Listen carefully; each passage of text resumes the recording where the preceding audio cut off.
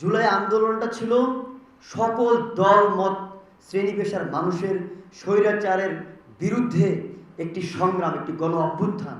সমতার বাংলাদেশ গড়ে তোলার যে প্রত্যয় গত বছর জুলাইয়ে হয়েছিল ছাত্র জনতার অভ্যুত্থান, সেই পুনর্জাগরণ উদযাপনে বৃহস্পতিবার বিকেলে সরকারি বিপণন সংস্থা টিসিবি আয়োজিত এই অনুষ্ঠানে বাণিজ্য সচিব জানালেন, এখনো যেমন দূর হয়নি দুর্নীতি, তেমনি পুঁজিবাদের লাগাম ছিঁড়ে বৈষম্য মুক্ত হয়নি বাংলাদেশ।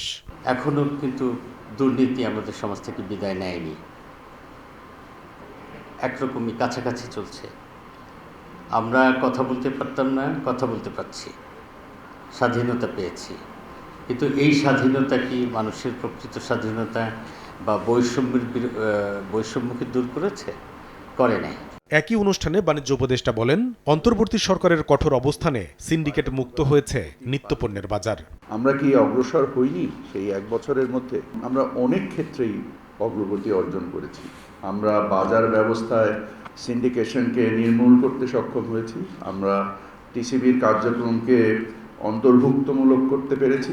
এ সময় জুলাই চেতনা বাস্তবায়নের অংশ হিসেবে আগামী নির্বাচনের আগেই দুর্নীতি দূর করে কর্মসংস্থানের সুযোগ বাড়ানো হবে, এমন আশার কথা শোনান বাণিজ্য উপদেষ্টা। বৈষম্যহীন যে আমাদের যে যাত্রা, এই যাত্রায় আমরা অগ্রসর করব ইনশাআল্লাহ। কামরুল হাসান সবুজ, সময় সংবাদ, ঢাকা।